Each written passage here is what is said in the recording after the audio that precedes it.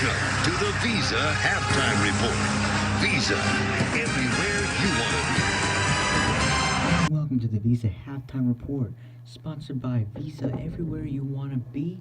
DC West Timothy back with you for this report. So we got a couple surprises for you that's coming at the end, but before we get into the fun stuff, we gotta talk about those safety inspection reports, and that's basically shown slow but steady metro progress. And then we'll talk about the other good things that are happening outside of the system. So we know that there are new federal track reports, which is not glowing news to the metro, obviously, because they do show that the beleaguered transit agency has been making progress fixing track safety issues over the past couple of years. And inspectors continue to find issues small and large. Metro is slowly but surely repairing them, according to 2 months of track inspection data covering March and April of 2018, which was released earlier this July. And Federal Transit Administration inspectors took over city oversight of the railroad in October 2015 and have been performing track inspections since. Inspectors walk the tracks with Metro employees to check for defects and follow up on previously reported issues to make sure they've been fixed. And this round, inspectors found many of the same types of issues they've seen in the past, but overall these issues are fewer than and they're less severe. And inspectors found 12 track defects in the last 2 months' reports, which could have been caused tracks to be removed from service. However, only 2 were deemed critical, requiring immediate repairs, whereas the other 10 were written up for workers to come back fixed at a later date.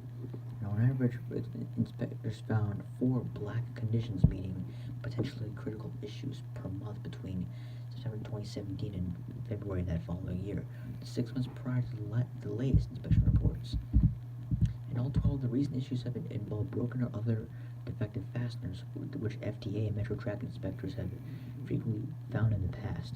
Fasteners keep rails in place, and it's critical to have enough working fasteners to hold the 2 rails right apart, which is called a track gauge. Fasteners are especially critical in curves and angular train makes uneven pressure on a rail, so they play a vital role. And inspectors also noted a few rail worker safety violations. 3 trains sped by track workers too fast, and usually if you're in a scenario where you're passing workers in a train while going during the ride, the speed limit is always 10 miles an hour, and one train didn't stop on the platform prior to where track workers were. Train operators are supposed to stop at the station to talk to flaggers whose job is to make sure they know how to operate trains safely around them.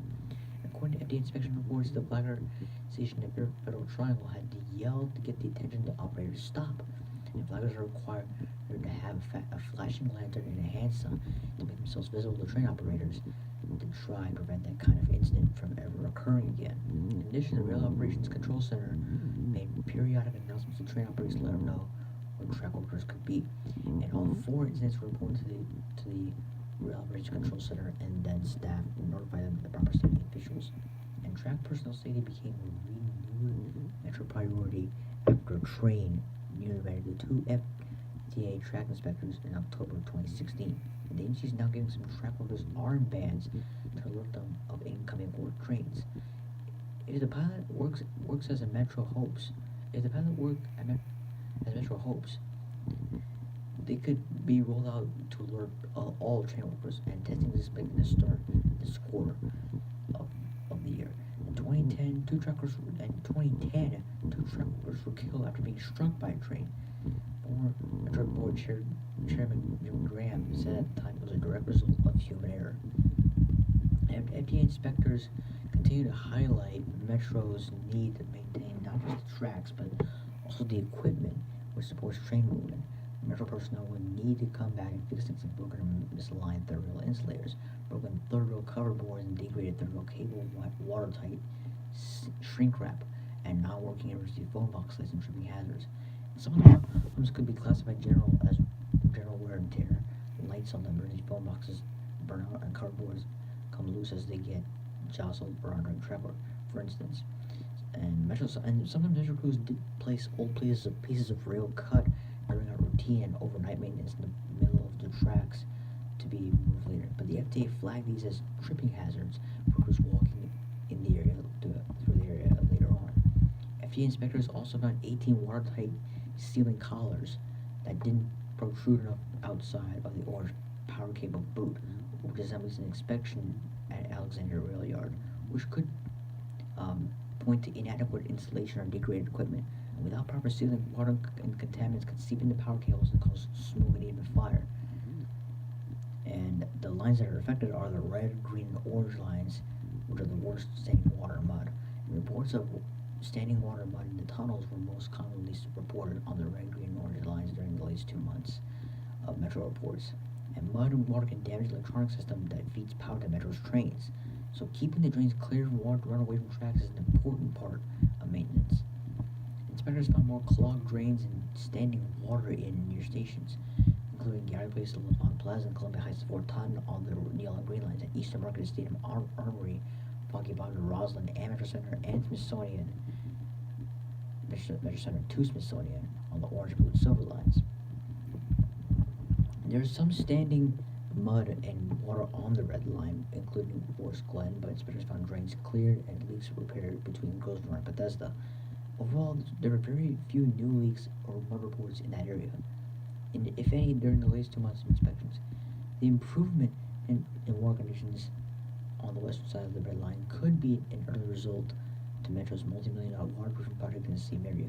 In 2017, Metro hired a waterproofing contractor to inject grout on the outside of the tunnels between Grosvenor and Bethesda to prevent excess water from seeping in, and reducing how much water Metro's track equipment is exposed to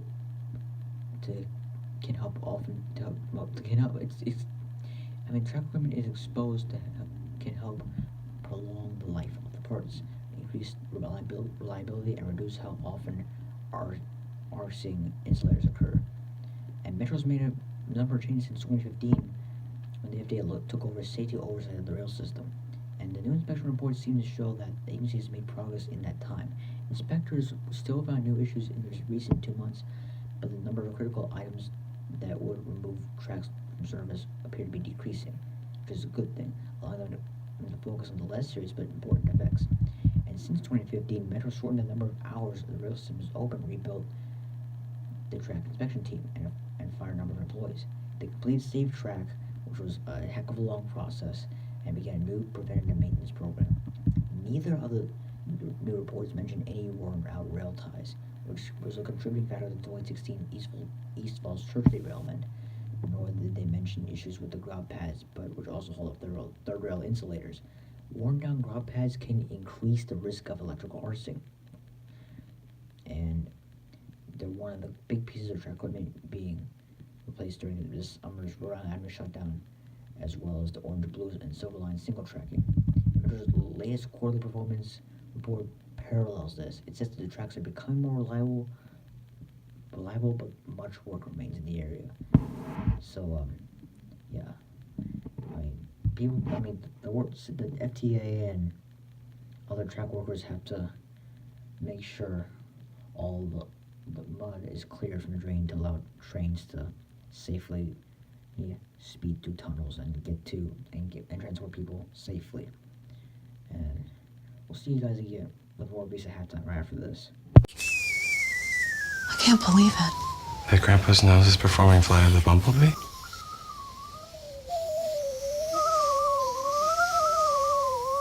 Now, you goof. I can't believe how easy it was to save hundreds of dollars on my car insurance with Geico. Nice. I know, right?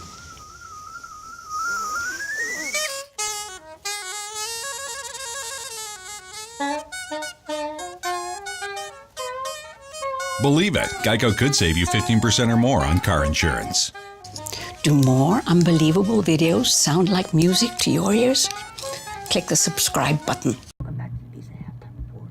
And, we heard that Metrobus is testing a cashless bus route, which is Route 79 along Georgia Avenue. So in late June, the Metro began a 6-month pilot that bans cash payments on the Georgia Avenue 79 limited stop route. And according to a WMATA board report, the program aims to improve bus travel times and reliability by eliminating onboard cash payments and smart trip reloading. During the pilot, riders can only pay with a valid smart trip card, so time spent at stops typically makes up 10 to 25% of the bus journey. This transitory study of New York City shows so reducing this dwell time can drastically speed up service and improve reliability for riders. And the research shows about 12% of bus fare transactions involve cash, but these represent 24% of dwell time, and passengers paying with cash take about 7 to 8 seconds to board, compared to 2 to 4 seconds with smart cards. And 79 was chosen for a few reasons, because it travels through a dense retail corridor and connects with several metro stations, and they believe there are good alternatives for people to refill their smart cards elsewhere. And since 79 is already limited stop route, riders are expected to travel faster and eliminating cash payments and that can help make that happen. Essentially, the 70 local route, which is not part of the pilot, serves many of the same stops, so anyone looking to pay with cash can use it as an alternative. And the Georgia Avenue corridor is being used by Metro to test other improvements, so there's already dedicated staffing in place that can monitor how the program is doing. And cash services can compete out people who are unbanked. If Metro finds the pilot successful, it can become permanent that they by the end of this year, 2018, and even expanded to other bus routes across the region. And bus formal public outreach and Title VI analysis would need to be completed before any permanent changes had to be made. And some people expressed concern that the cashless bus route could make it harder for those who rely on the bus. By some estimates, more than 1 in 10 residents in the region are unbanked, and that means they could have no checking or savings account. Another quarter, 25%, are unbanked and could have limited access to credit cards or digital payment systems, and cash may be the only available form of payment. There's also no formal policy.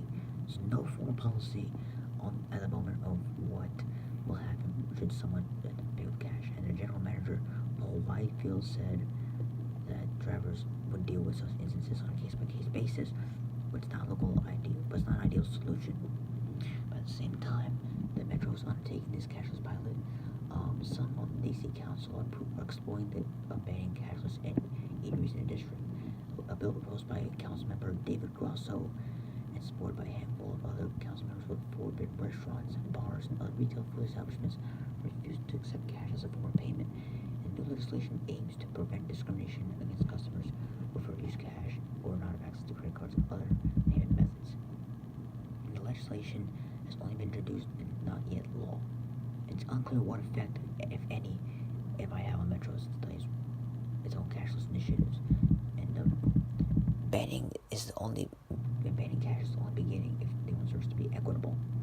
And the 79 pilot might lead to faster bus trips, but it could be tweaked to ensure better equitability before becoming permanent. But for example, Metro could once again let customers carry a negative balance on a smart card. This will allow riders to make one additional trip without penalty to access a fare machine to refill their card, helping to mitigate concerns about excluding customers. Such a policy could be paired with installing cube-side payment kiosks at key bus stops, expanding partnerships with area businesses so riders could refill smart cards is where they shop is another step. And while WMATA has difficulties with this, increasing the number of businesses can process smart sales would be great for riders, but Metro estimates that every year about 500,000 smart transactions occur at approximately 150 CVS locations that currently participate. Off-board payments can also be coupled with all-door bus boarding, which has been shown off to significantly reduce bus stop and dwell times. And other systems that implemented this scheme saw dwell times by 50% or more. However, all-door boarding would likely be expensive to implement because DC buses currently lack fare collection at the back door. Metro's locked with Cubic as its sole fare collection system vendor, so it can set a high price for updates.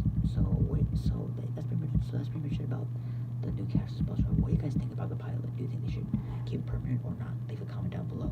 And also, lastly, Columbia Heights, near that area, and there's actually a transit-themed playground for kids to play in. There's a picture of that right now. And it's actually located between 11th and Monroe Street Northwest, where the old 11th Street trolley used to turn around at the end of its route. So it's the playground. See, pretty basic, right? And And although their trolley tracks are gone, I mean the turnaround loop is still visible as a paved plaza area. Yeah, that's where the trolley used to be. Now it's just a paved plaza. Now the plate arm equipment follows a rail theme, which multiple slides and other equipment incorporated the plane trains, a ticket booth, and more. Like the slide is actually designed to be a train. That the cab is like, the driver's cab is where the slide is. So you can see the wheels in the front right here, and then the slide just goes from the back. That's the cabin right there. And that's where they operate the steam trains. There are even plane tracks underneath the plane trains, like right here. Yep. And under here. It's more visible if you can see. The playground designers seem a little confused about what a streetcar looked like. They actually wanted to put it on the steam train itself. And the brick wall on the backside of the park is inlaid with decorative metal lions that look like the old Capital Trains and Company trolley tokens. So this is what the tokens look like, only much better on the brick wall. Pretty old, right? And an historical marker gives you the park's history as well. It's titled "The Changing Landscape." So maybe I could visit one day, maybe read about it, who knows. Well, Regent Park, well actually no, I can tell you guys right now. Regent Park, the first streetcars were drawn by horses and could only carry people short distances, but the introduction of electric streetcars capable of traversing more imposing terrain opened up the hilly suburbs of the north of the old city, including this park at 11th and Monroe. Back in the trolley era, the streetcar entered from Monroe and exited back onto 11th Street. This turnaround was only one of 22 in the entire district. So yeah, guys, we'll leave you guys with one of the most popular voices in Metro that we haven't heard in a while, but many people have put it on video, and I have a guy and the guy who keeps people a little upbeat. Keeps people happy, not hearing the normal voice of a regular driver, like saying like red line train, left line, next station, Wheaton. He says something different, and his name, I finally know his name. I can't wait to say it. His name is Lamore Rogers. Lamore Rogers. There it is right there as a spelling. So we'll leave you guys with a little something from him. Thank you guys for watching this piece of halftime. I'll see you guys back on the rails for the second half after we hear the riders and after some messages. Rear of the train, say it a little different. Customers near the rear of the train, remember that no matter which door you exit out of this train, you're all going to end up on the same platform. You will not lose the group that you're with if you go through separate doors. However, if you all try to go through one door, you may find some of the group still on the train. Thank you for using more than one door. The next station is Farragut West, where 18 doors should be opening on the right side.